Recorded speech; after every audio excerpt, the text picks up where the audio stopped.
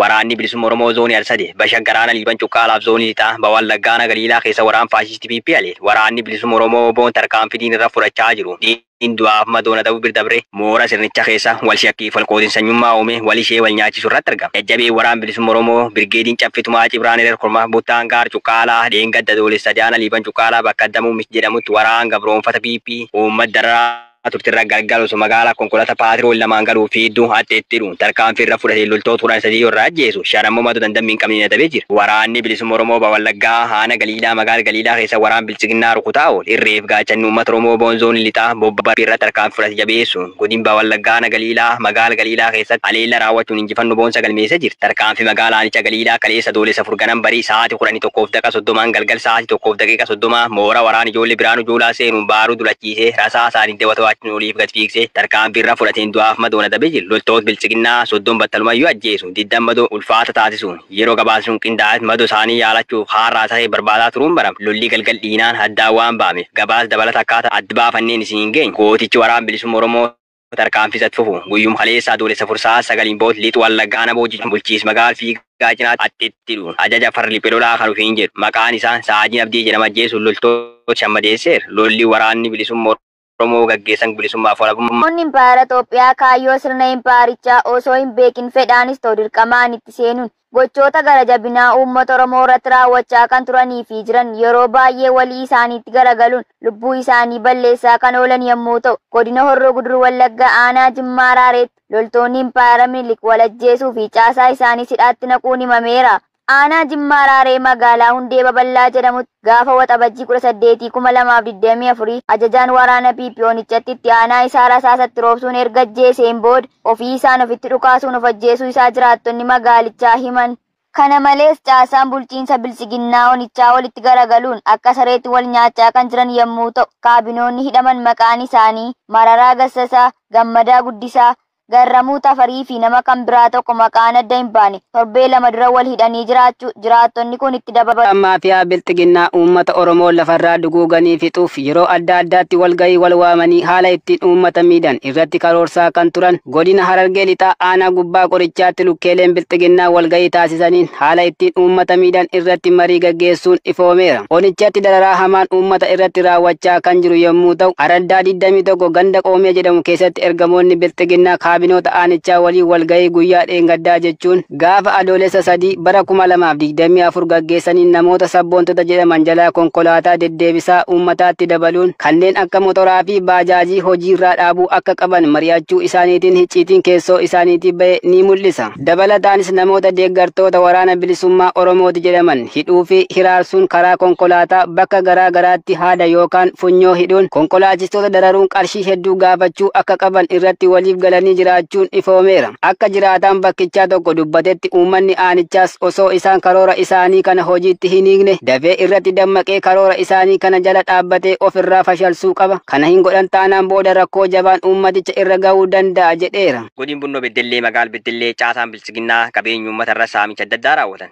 Jaaleeraan gameessaa dabalata qabdi. Gareen garboonfataan impaayera Itoophiyaa kutaalee Oromiyaa adda addaatti ilmaan Oromoo sababa Oromummaa isaanii qofaaf yakkee ajjeesuu hidhuu saamuu mana irratti gubuu ari'ee fi qabeenya irraa godaansisee dararaa ulfaataa ta'e hawaasa nagaa irratti qaqqabsiisuun jiruuf jireenya jibbisiisaa akka hawaasni jiraatu taasisaa jiru. Haaluma kanaan magaalaa Beddelleetti lukkeeleen bilchiginnaa aangoo isaanii fayyadamuun qabeenya uummataa irratti saamicha ulfaataa ta'e irratti raawwataa jiraachuun ibsameera. Kantiibaa magaalaa Beddellee kan turee fi yeroo ammaa abbaa qabeenyaa kan ta'e namni maqaan isaa Habtaamuu jedhamu mana qabeenya uummataa ta'e aangoo isaa fayyadamuun kaartaa gara maqaa isaatti naanneffatee mana gandaa uummanni waloon itti fayyadamaa ture kan seenaaf kaaffee jedhamu uummatarraa buqqisuu isaa keessa beektonni dubbatu. Akka jiraataan magaalichaa tokko jedhutti nuti seenaaf kaaffee kan jedhamu kana mana gandaa fi qabeenya uummataa ta'uu isaa beekna. Yeroo kantiibaa magaalaa Beddellee ture aangoo isaa fayyadamuun kaartaa filaanii gara maqaa isaatti jijjiirate jechuun miira xiiqiin guutameen dubbata. Kana malees murni bilchiginnaa kun jiraattota magaalichaa saamuun uummanni yeroo adda addaatti himachaa jira. Jiraataan magaalichaa biroo ammoo akkas jedha. Mana barumsaa sadarkaa tokkoffaa tokko hanga 8 guddattuu seenaa jedhamu banuun qaamolee mootummaa irraa illee heeyyama ta'uu kan hin qabne barsiisaa jira. Kana qofa osoo hin taane namichi kun kooleejii illee banuun sagantaa garaa garaan barsiisaa jira. Yeroo barattoonni isaa barnoota xumuran waraqaa xumura barnoota isaanii agarsiisu yookaan teempoo dhorkachuun qarshii fi yeroo barattoota sanaa qisaasee seera jedhu. Barattoonniif namoonni miidhaan irra ga'e mana murtiitti mataa jiru. Qabeenya uummataa garmalee saameera. Mana murtiittis mataa waan isaaniif kaffaluuf haqni uummatichaa hanga boo'u waaqatu beeka jechuun miidhaa karaa murna PP kanaa uummata magaalichaa irra ga'aa jiru dubbata. Magaalota Oromiyaa birootti illee caasaaleen biltiqinnaa bifa isaan irratti hin beekamneen waan hawaasa fayyadaa jiran fakkaachuun saamicha ulfaataa irratti bobba'anii jiraachuun isaanii baay'inaan ni dubbatama. Godina Wallaggaa bulchiinsa magaalaa Naqamteetti jiraatota dhuun ammaati. Faashistii PP akkuma duraan sababa Oromummaa qofaaf yakkuun uummata hidhee dararuu maleeffate godina Bahaa Wallaggaa aanaa guutoo giddaatti jiraatota hidhaatti guuraa jiraachuun ifoome. Guyyaa dheengaddaa adoolessa 2024 dargaggoo maqaan isaa Dassaalee Amadee jedhamuu fi dargaggoo maqaan isaa Adda hin bahin tokko magaalaa Naqamtee naannoo Boonoo jedhamutti ukkaamsumaan hidhaatti darbatanii darraa jiraachuu namoonni itti dhiyeenyaan beekan ni dubbatu. Dargaggoonni kun jiraatota aanaa guutoo giddaa ganda jireenyaa kan ta'anii fi magaalaa Naqamtee gabaa yeroo dhaqan caasaan bilisiginnaa adamsanii qabuun hidhanii jiraachuu kan himan maddeen keenya bifuma wal fakkaatuun dargaggoonni hedduun qabamuun magaalchitti darraa hamaa keessummeessaa kan jiranii fi dhukkuboota adda addaan miidhamaa kan jiran ta'u. Ashama harka fuune kabajamtootaa fi jaalatamtoota keenya oduu guyyaa har'aa qabannee isinii dhiyaanne. Aanaa shirkaa keessa godina Arsii akkasuma nama gartee maqaa Abaawoo jedhuun mootummaan uummata dararaatiin jira. Dararaa uummata irraan ga'aatiin jira. Uummata kaan gartee mana hidhaatitti akkasuma kaan hidhachiisaatiin kaan gartee nama nagaa gartee akkanumaan itti bahee gartee humni mootummaa humni waraanaa uummata nagaa rashanaatiin jira. Uummanni jabbahaa fi gala dadhabeetiin jira. Jiruuf dadhabeetiin jira. Uummanni yeroo ammaa kana naannoo adda addaa isaa akkasuma Shawaroobii keessatti uummata maqaa gartee maqaa Abaawoo jedhuun gartee mootummaa yeroo ammaa kana uummata irratti bobbaasee nama tokko ka kophaa deemu yookaan nama tokko ka baadiyyaa keessa deemu argate taanaan gartee yookaan rasaasumaan ajjeesu taata Abaawoo jechuun akkanaan isiniin jaa kabajamtootaa fi jaalatamtoota keenyaa gisee ammaa kana uummata Oromoo naannoo adda addaa keessatti jiraachuuf dadhabaniitiin jiranii maqaa Abaawoo jedhuun gartee maqaa Abaawoo deeggarta yookaan Abaawoo gartee waliin jiraattaa yookaan Abaawoo siyaasaa keessatti akajuu keessatti uummata nagaa gartee dararaa irraan ga'aatiin jiranii guyyaa har'aa kanaa godina Arsii akkasuma aanaa shirkaa keessatti uummata nagaa mana irraa gubanii mana akkasitti qabeenya hundarraa saamanii akkasi jiraachuu jiranii uummanni jiraachuu dadhabeetiin jira akkasuma gara Wallaggaatti akkasuma Shawaroobii keessatti akkasuma Harargee keessattis nama nagaa ijoollee dargaggoo gartee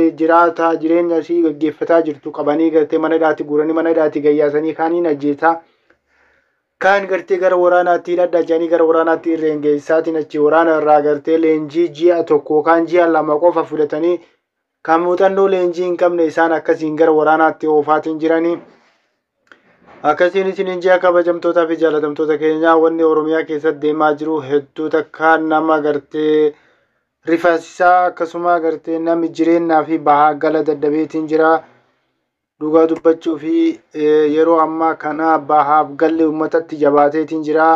Dargaggoon akka durii olii gadi deemuu namni dhiiseetiin jira. Baadiyyaa keessa olii gadi deemuu ni dhiiseetiin jira namni. Waraanni baadiyyaa keessa deemeetiin gartee nama nagaa kana guureetiin jireenya dhoowwaatiin jira. Akkasuma bultii namaati akkasuma jaarsaaf jaartii kaan ajjeesaa. Siyaasa Abaawoo nyaachiftanii Abaawoo deeggartanii yookaan Abaawoo wajji jiraattanii yookaan kama jedhu kanaan uummata gartee uummata keenya dararaatiin jiranii.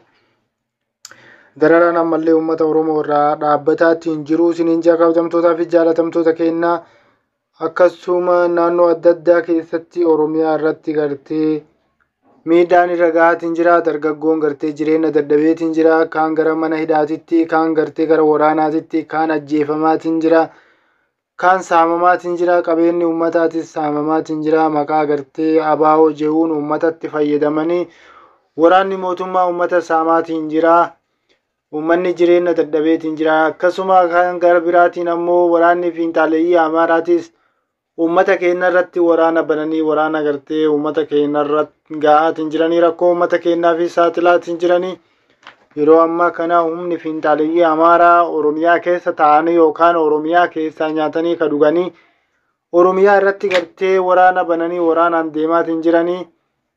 Humni fiinxaaleeyyii fannoo jettee ofii yaamtu kun daangaa Oromiyaa seentee gara Shawaroobii kanaan uummata keenya saamtee qabeenya looni ta'us waan qabeenya guutuu irraa saamanii uummata miskiina kana gartee dararaatiin jiranii garuu isaan nagaan uummata keenya keessa taa'anii jiraataatiin jiranii isin ijaa. Oromiyaa hanga ammaa kanatti wanni nu teennee wanni nuuf gartee malannee ofirraa dhoobuu dandeenyuuf hagammaa Oromiyaa waan hin dubbatiniif qeerroon Oromiyaa waan teettee calliftee uummata kana teettee waliin nyaattee waliin dhugaatiin jirtuuf hin beekne. Wanni kun gartee hedduu jajjabaataatiin jirti, hedduu babal'achaa deemaatiin jirti. Wanni hedduu hammaachaatiin jirti. Wanni fiinxaaleeyyii Amaaraa kun gartee Oromiyaa keessa babal'ataatiin jirtu kun babal'inaan hedduu hammaataa dhufaatiin jirti. Garuu Amaarri handiree gartee nama gartee parsantii nama miliyoona hagamitti Oromiyaa keessatti argama. Isaan garuu Oromiyaa keessa gartee bahanii Amaara keessa dhaquu dhiisii yookaan keessa jiraatuu dhiisii lafa isaanii irratti daangaa dabaraniitiin gartee ajjeesaatiin jiran isiniin jaa. Qeerroon Oromiyaa gisee ammaa kanaa tokkummaa isiitiin bahaadiyaan gartee kaabaa fi kibbaan Oromiyaan gartee bakka hunda kaatee uummata kana ofirraa qolachuu qabdi yookaan ofirraa dhowwuu qabdi yookaan ofirraa faccisuu qabdi jechuudha.